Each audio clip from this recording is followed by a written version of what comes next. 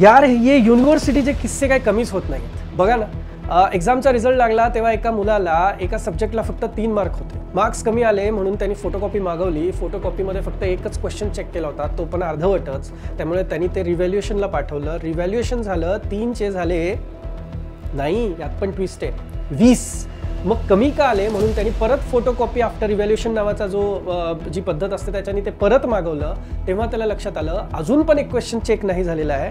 नंतर त्यांनी ते परत चेक करायला लावलं, सगळीकडे ॲप्लिकेशन देऊन आणि अल्टिमेटली त्याचे 3 मार्क्सचे झाले किती मार्क्स, 30 मार्क्स. आणि इतकं करून सुद्धा याच्याहीपेक्षा वाईट गोष्ट, त्याचे मार्क्स अपडेट केले गेलेले नाही आहेत आणि आता तो बीईचे एक्झाम फॉर्म भरू शकत नसल्यामुळे बीईची एक्झाम देऊ शकत नाही.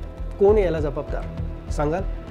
नमस्कार, मी रौनक सर आणि मी तुमच्या सगळ्यांचं स्वागत करतोय तुमच्या लाडक्या प्लॅटफॉर्मवरती ज्याचं नाव आहे आलसी इंजीनियर. ना बैकलॉग का डर, ना रिजल्ट की चिंता. अब इंजीनियरिंग में सिर्फ स्कोर ही स्कोर होगा. Top class learning, handwritten notes, solve PYQs, strategy sessions, doubt sessions, 1-to-1 teacher interaction के साथ अब university wise curated, updated, pre recorded courses आपको मिलेंगे आलसी इंजीनियर के ऐप पर. Trusted by 2 lakh plus students. Join us, download the app now. Thank you. मित्रांनो, 100 बात की एक बात, फोटोकॉपीमध्ये आहेत फक्त 3 मार्क्स तुम्ही चेक करू शकताय. त्यानंतर ही फोटोकॉपी रिव्हॅल्युएशनला गेली. रिव्हॅल्युएशनमध्ये जे मार्क्स दिसले त्याची पण एक फोटोकॉपी जेव्हा मागवली तेव्हा ते मार्क्स दिसले फक्त 20. तरी सुद्धा त्या विद्यार्थ्याला डाऊट होता आणि त्या डाऊटमुळे त्यांनी हा जो पेपर आहे हा परत एकदा ॲप्लिकेशन दिले. कॉलेजनी पण त्याला बऱ्यापैकी सपोर्ट केला.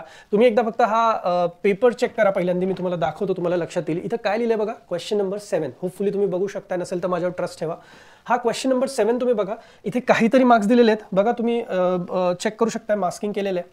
हा त्याच्यानंतर परत त्याचा तो नेक्स्ट पार्ट, त्याच्यानंतर त्याचा बी पार्ट, त्याच्यानंतर हा सी पार्ट.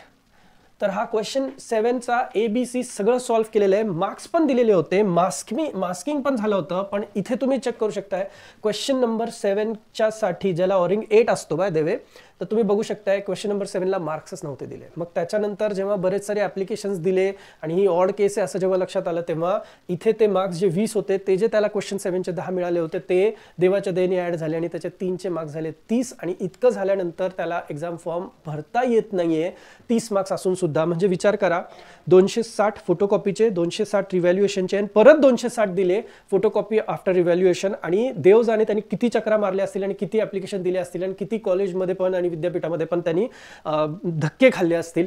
एवढं सगळं झाल्यानंतर त्या विद्यार्थ्याला जर बीईची एक्झाम द्यायला मिळत नसेल तर मित्रांनो, या सगळ्या प्रोसेसचा इतका राग येणं साहजिक आहे की नाही, तुम्ही मला सांगा. आणि मी तुम्हाला पण एक रिक्वेस्ट करेन, हा जो सगळा विषय जो झालाय तो कदाचित झाला नसता जर त्यांनी हा जो पहिला क्वेश्चन आहे त्याच्यानंतर 1-2 पेजेस जे मोकळे सोडले होते ते सोडले नसते. तर पहिल्याच क्वेश्चनच्या पहिला ए क्वेश्चन नंतर त्यांनी बी आणि सी मला येईल कदाचित पुढे जाऊन लिहिता म्हणून त्यांनी ती जागा सोडली होती. आणि ती जागा सोडल्यानंतर तिथे कुठेच पीटीओ नव्हतं लिहिलेलं, जे की त्यांनी प्लीज टर्न ओव्हर ते लिहायला पाहिजे होतं. त्यामुळे कदाचित एक्झामिनरकडनं चेक करायचं राहून गेला असेल. पण नंतर जेव्हा रिव्हॅल्युएशन होतं तेव्हा तरी ॲटलिस्ट ते व्यवस्थित चेक होऊन त्याला त्याचे व्यवस्थित मार्क्स येणं गरजेचं होतं. आणि नंतर लेजर कॉपीमध्ये तरी अपडेट करा रे प्लीज. विद्यार्थ्यांच्या भविष्याबरोबर असं खेळू नका. तो मुलगा आज बीईला असता, तो एक्झाम त्यांनी दिली असती, त्याचं करिअर वाचलं असतं. हे असं करून आपल्याला कसलाच फायदा होणार नाही आहे. शेवटी कर्म आहे, वर्ण बघतोय तो, सगळ्यांचा हिशोब घेणार आहे. त्यामुळे या गोष्टींकडे व्यवस्थित लक्ष द्या मित्रांनो. थोडा अभ्यास व्यवस्थित करा. माझी खूप तुम्हाला मनापासूनची रिक्वेस्ट आहे. बरेच सारे कोर्सेस आलसी इंजिनियरच्या प्लॅटफॉर्मवरती पण आम्ही मनापासून कोर्सेस काढलेले आहेत आणि तुम्हाला सगळं गायडन्स असतं. पेपर कसा लिहिण्यापासून काय करायचं, काय स्किप करायचं, सगळ्या गोष्टी त्याच्यामध्ये व्यवस्थित सांगितलेल्या आहेत. ॲप डाउनलोड करा.